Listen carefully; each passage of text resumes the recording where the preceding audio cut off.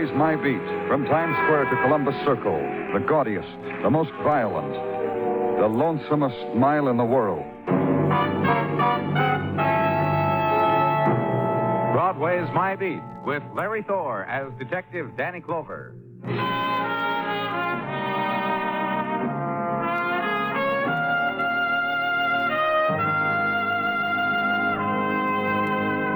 When Broadway turns into October, the happy trumpet gleams gold and makes its autumn music. And the sound of it spreads across the beginning shadows, mixes with specks of 1,000 colors, gives evening a hurry-up song. And October's man is there again, the old grad whose day is Saturday, the chap in the double-breasted gray Oxford who wears the winning colors, who holds high the pennant, who buys the drinks, slaps the backs, and makes the girl he met on the 50-yard line wear his beanie. Magic time on Broadway, Indian summertime. But suddenly it's night, and it's dark.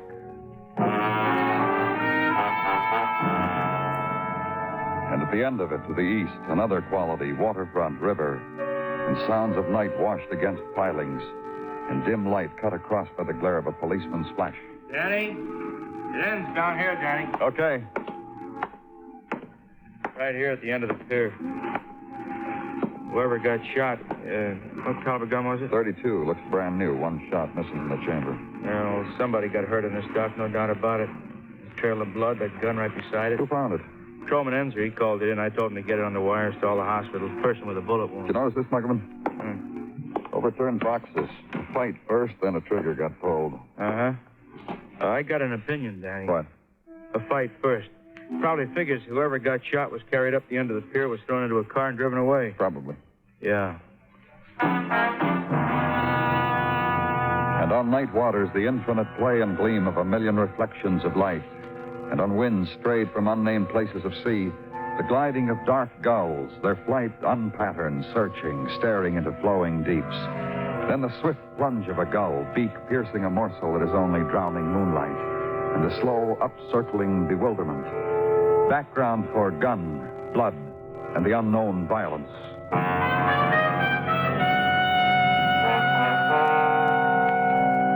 And with Detective Muggavan, check it in at headquarters, make out the report, say the goodnights, then walk home, hit the room where there's sleep and the old dreamings. And in the morning, headquarters routine, while waiting for the returns on night violence. And about 11, Sergeant Tartaglia brings them in.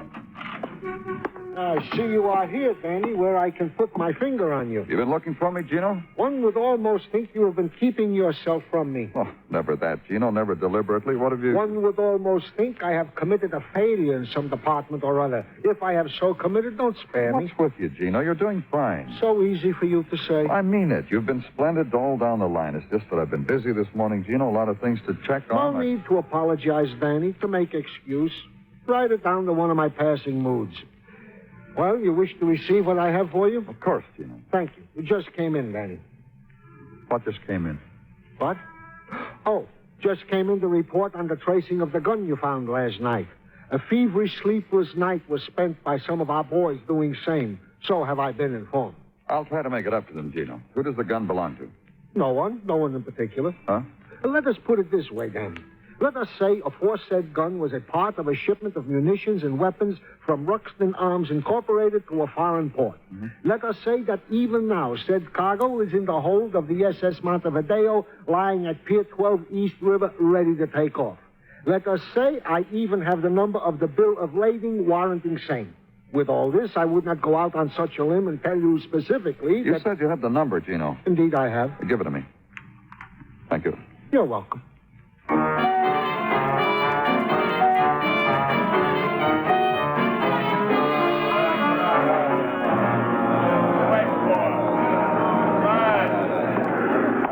I called it in. There'll be somebody down here in a minute. Just take it easy, will you? That ain't my job. You guys will work. That ship's got to move, don't it? Trouble? Yeah, who are you? Danny Clover, police. Oh, not that much trouble. We'll be over in a minute. Hiring boss didn't show for the shape-up. Shape-up? You're not a port cop? Uh-uh. Well, what do you need? Well, what's a shape-up?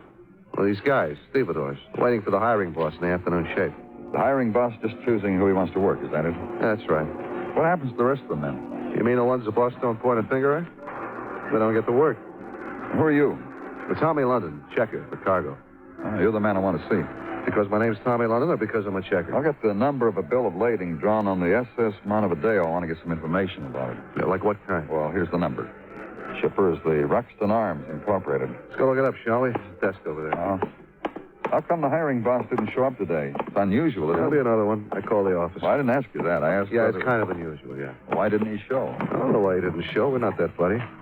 Here's the blue copies of the bills of lading. Oh, while you're at it, I'll want the hiring boss's name and address. Do you have it? Yeah, name's Marty Connell. I'll dig out his address for you. What about these bills of lading? I'll want the location of the shipment. On the boat, you mean, huh? That's right. Yeah, it is right here. I'll copy it down for you. Well, Marty Connell's address, too. Be a busy day, huh? Sure, whatever you want, mister. Then into the hold of the freighter SS Montevideo.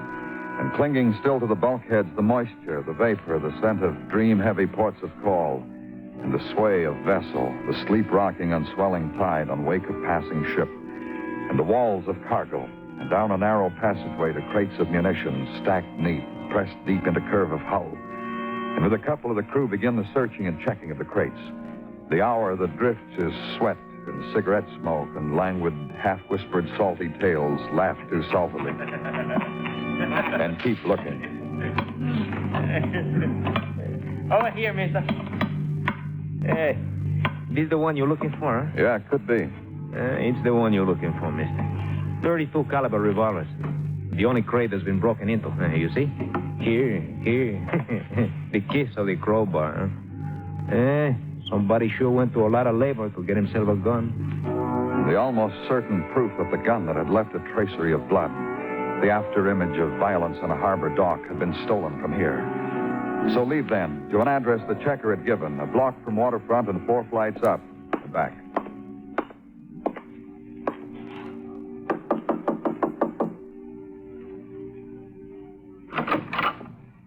You want something? I'm from the police. I don't ask who because I don't care that much. All I ask is you want something? I'm looking for Marty Connell. How about that? You're looking for Marty. Is he here? You're looking for him by day, and me, I spent the night doing the same. Come on in, mister, and we'll both have a good cry over where is Marty. You won't mind the bed's unmade. Where I was when you came calling for Marty. Last night, that Marty gave me no sleep not being here. Look, Mrs. Connell. By the way, you know I'm a missus. If I wanted to let it, it could almost make me sad. You don't know where your husband is? Last night, he should have been here with me. Last night, I thought up surprises for Marty, but he didn't show. Right now, he should be on the docks pointing at fellas, making their day turn into gold. I just came from there, Mrs. Connell. Your husband hadn't shown up. You know, I called in and they said to me the same thing. They said, Marty hasn't shown up. Where is he? I said, he'll be around because I don't like it people should think I can't put my hand on my own husband. You and Marty get along good? I told you. I think up surprises for him. I take long walks and figure them out, all by myself. What's with Marty? He did a thing? Last night we found a fired revolver and traces of blood on the waterfront dock. Blood? Marty's? We don't know. Maybe you can tell me. You're saying you found all that and nobody to go with it? That's right. And why choose Marty for it? The fact that he wasn't at the shape-up? What you just told me. I said he didn't sleep in his bed last night. That don't make him your corpse. We don't know if anyone was killed. All we know is someone was hurt. And you chose Marty. Go pick someone else's wife. Try it on her. Try several. You'll flip the reactions you'll get. I'm going back to bed, mister. So you better tiptoe out, huh? Ride back to headquarters now through the day's ending. Take the long way back, through quieter streets, through neighborhood where people come home to. A grocery store and scrubbed steps and parlor dates. And drive slowly and think about it. A gun pilfered from an arms shipment, intended for use overseas, used locally, violence rerouted. And get to headquarters, check notations left on your desk, sum total of which no person turned up at hospitals with 32 caliber wound. No reports from doctors. One report close. A boy of 14 accidentally shot at his dad, but missed. And anyhow, it was a 22, a gift from his mother. And more negative reports drift in, and the phone call wound it up. Muggavan down here at the dock end of Pier 35. Dredged up a man. He's newly dead. 32 caliber bullet wound.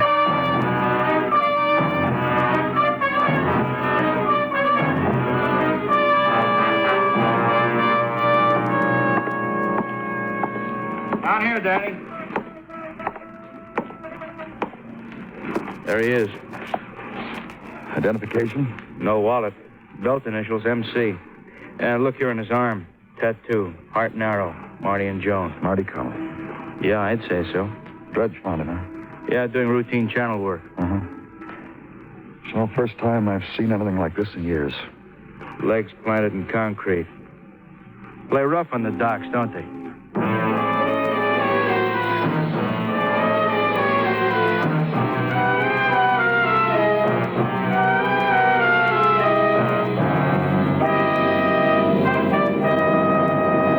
You are listening to Broadway Is My Beat, written by Morton Fine and David Friedkin, and starring Larry Thor as Detective Danny Clover. Nobody likes crime except the criminals who create it. So anybody can understand why every community has protection against thievery, treachery, brutality, and murder. CETO, the Southeast Asia Treaty Organization, was set up by a community of nations to protect themselves against aggressive international criminal acts committed against them by other countries. CETO safeguards the life, liberty, and pursuit of happiness of the people of its member nations. CETO protects your life, liberty, and pursuit of happiness. Help CETO help you.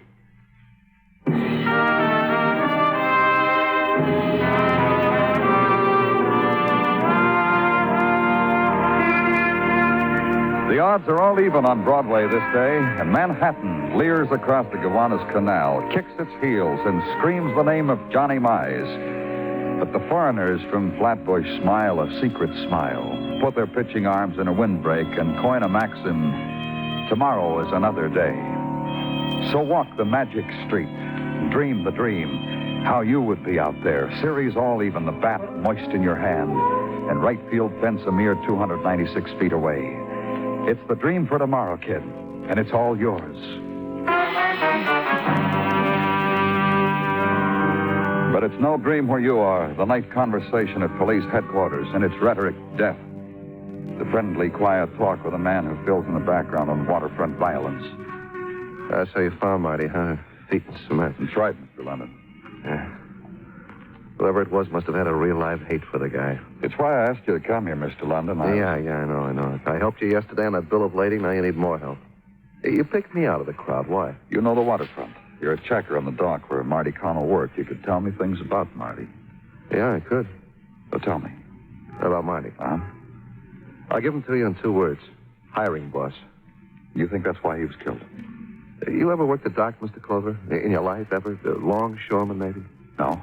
You haven't lived. I can tell you why. All right, tell me. This would be your life. A wife, kids. You leave them still sleeping in a cold water flat. And you hit the docks for the shape-up. And if you care, will the kids get calcium for their bones, or the wife a new slip? You wear a toothpick over your ear. And a man like Marty gives you the nod, throws you the brass check, and you stay alive for another day. And you come home beat by heavy cargo, and you're a big man in your family. You sound as if you've been through it. No, I just walked the docks and made me a study. It's why I tried for checker and made it. I see. Go back a little, that thing with the toothpick. That you don't know about either? No, I don't. Well, it's a sign, a symbol. A longshoreman will pay off to the hiring boss for a day's work. Boss gets paid off, and longshoreman keeps toothpick to pick his own teeth. Marty took payoffs like that? You're naive, Mr. Clover. What about the men who wouldn't pay him off? A good question. Kicking around for a while, you might come up with an answer. Marty's killer. You have anyone in mind, Mr. London? While we've been talking, I've been running down a mental list. Guys I remember said bad things about Marty because they forgot to have toothpicks on their ears. Guys Mr. who... London. Yeah, like this one guy who was almost a dock hero once. He laid for Marty in an alley one night, broken bottle in hand. Lucky Marty, he picked another alley to walk home that night. Who was the man? The boys carried him on their shoulders for a while, sang songs. Georgie Harper. Got a room on, let's see, house at 1324 Front Street. I got a photographic memory for those things. Thank you, Mr. London, that's all. I've been some help? Yeah, you have. I'm glad. Anytime, Mr. Clover. Good night, Mr. Clover.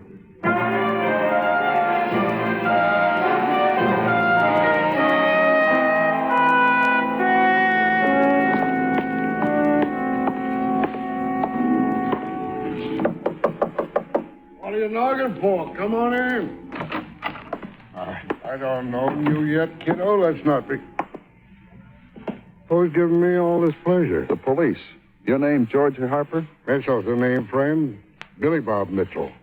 And on account of your police, I'm going to make a point of it. Have a wallet, friend. Just the identification, friend, because your name's not Harper and you're in Harper's apartment. Afraid I got a 5 tucked under the isinglass? Identification you want?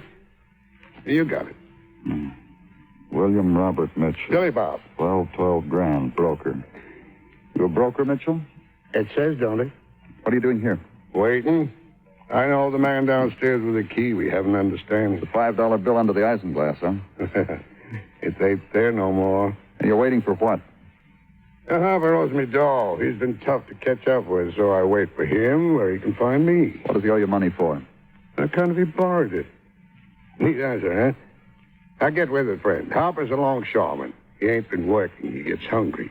Needs what to keep the body and mind doing their duty. So I offer my professional services. Billy Bob's known as the kind of man among the tug and haul boys on the docks. Now, Billy Bob's... Hi, Georgie. You don't need a friend, Mitchell. I'll pay you. 10% compounded weekly, the paper says. I just call it to mine. So when you turn this furniture in... Connell's dead. I'll work. I'll pay you. Get out, both of you. I'm from the police, Mr. Harper. Why? You said it already. Connell's dead. He was shot and dipped in concrete and dropped in the river. Now, there is a guy who died the way he lived. You kill him? Once, I almost tried. With a broken bottle. But it never happened. He said he was a cop, Georgie. You make a mouth like that, kiddo, the man pinches you. Yeah, I know. You'll have to wait for your dough. You didn't get along well with Connell, did you? Day before yesterday, I worked for the first time in 4 months. Day before yesterday, I paid off. Georgie, you mean you went to another broker to borrow? No. What did you want to do then? Look, Mitchell. Man's going to slap a pinch on me. He's going to have to. I'm the nicest suspect he's had all day. I could make it so the card reads assault and battery, too. You want it to happen?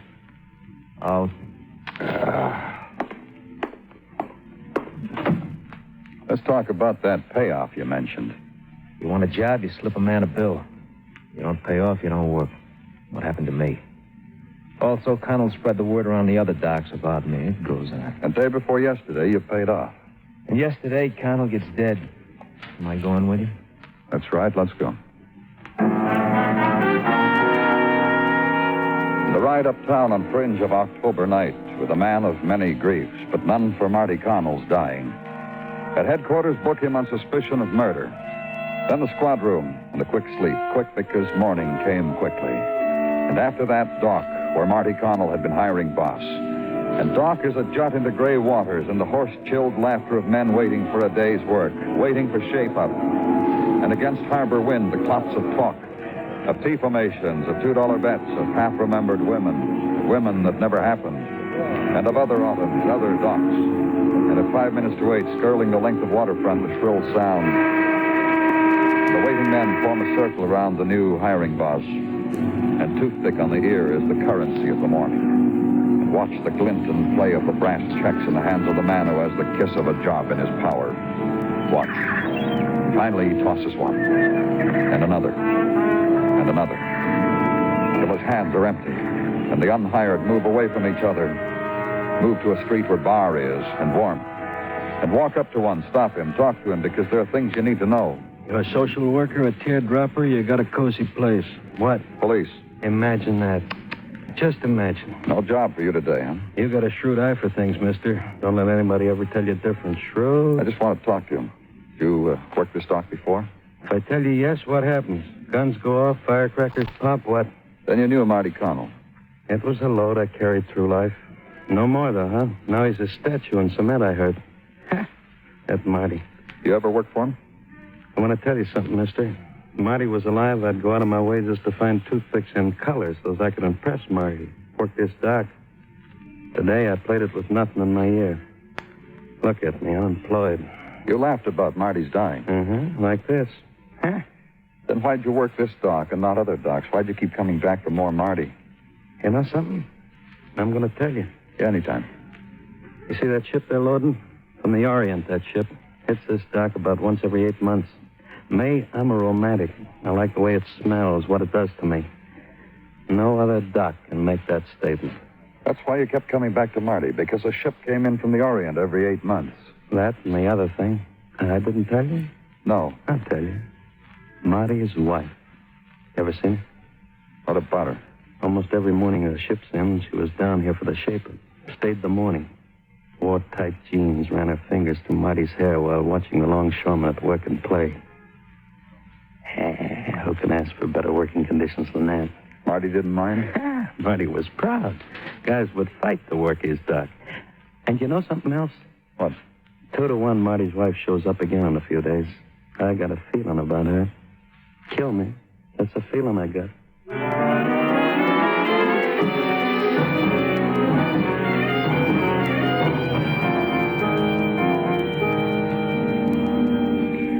The way you fellas just pop in here.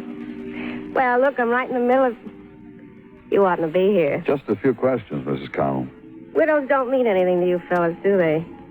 I'm a day-old widow. Not going to take long. About what? Your husband. A lot of guys hated him. One of them flipped. One of them... What are you making me say it for? You used to come down to the docks, didn't you? What? Yeah, I used to come down to the dock. To visit your husband. I married him. I had privileges. I like to watch my husband in action where he worked. The way he'd move his head this much. 20 guys jumped. How about the stevedores? The guys? You kidding? Once one of them offered me a peanut butter sandwich. My husband Marty threw him in the river. And once... Where you going? I didn't see this before. Real pretty, huh? Genuine, too. What are you going to do with it?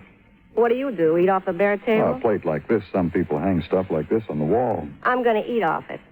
Turning point in my life. A new plate. New perfume. Oh, let me see. Take a look at this stuff.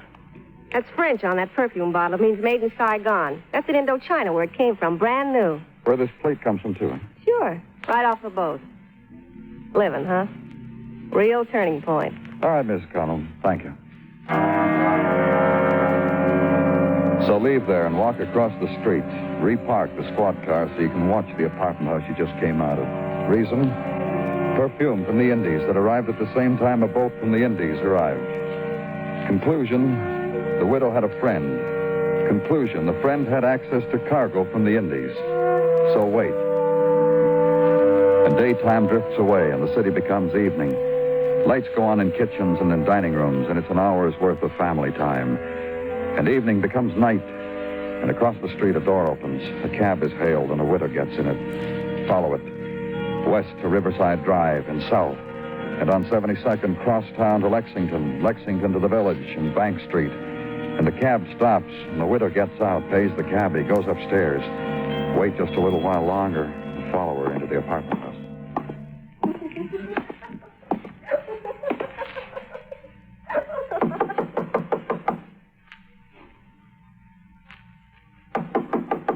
No word.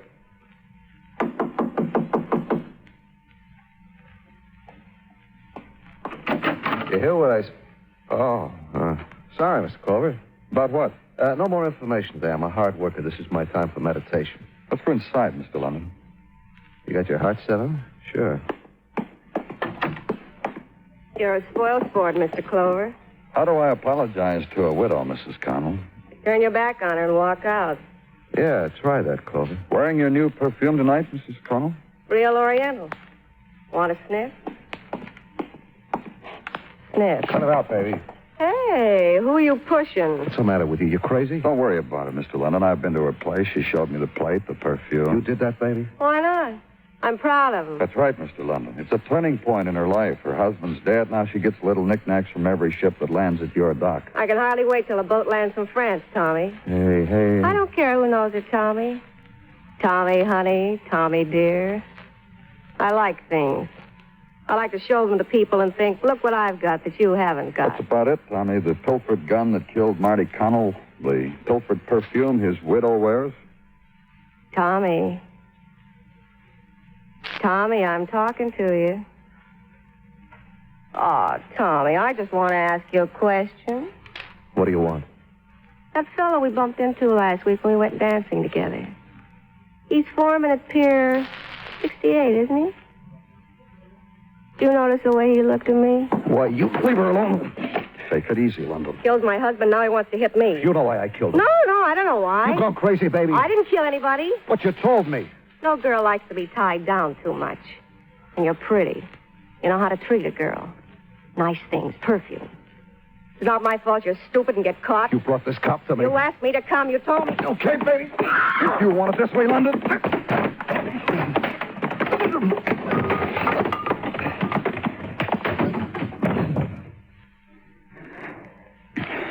I once saw my husband do that to a man, Mr. Clover. Get your things, Mrs. Connell. Doesn't it register? Just get your things. It's over, huh? That's right. If I didn't kill Marty, what happens to me?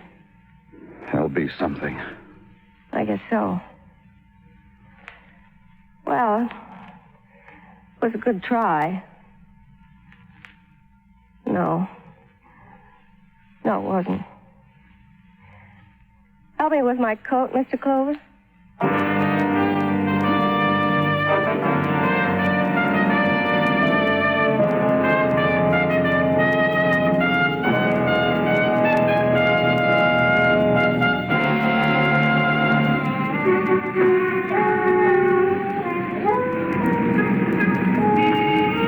In the minutes before dawn, Broadway lies huddled in a dreamless sleep.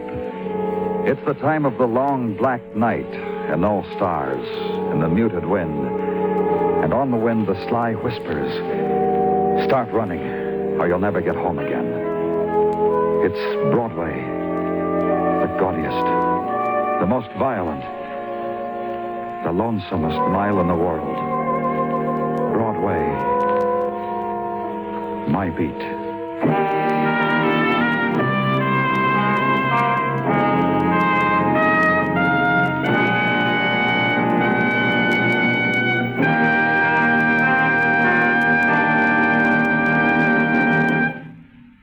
Broadway Is My Beat stars Larry Thor as Detective Danny Clover, with Charles Calvert as Tartaglia and Jack Kruschen as Muggavan.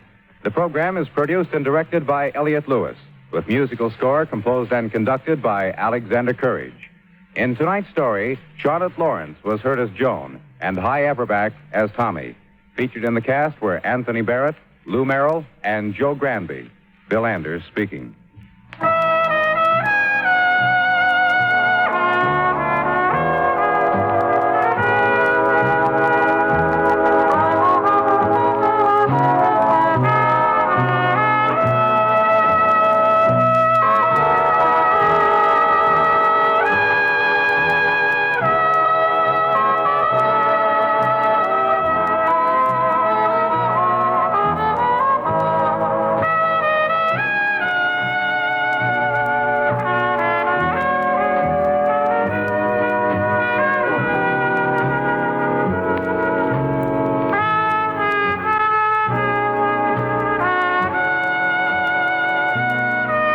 Broadway Is My Beat has come to you through the worldwide facilities of the United States Armed Forces Radio and Television Service.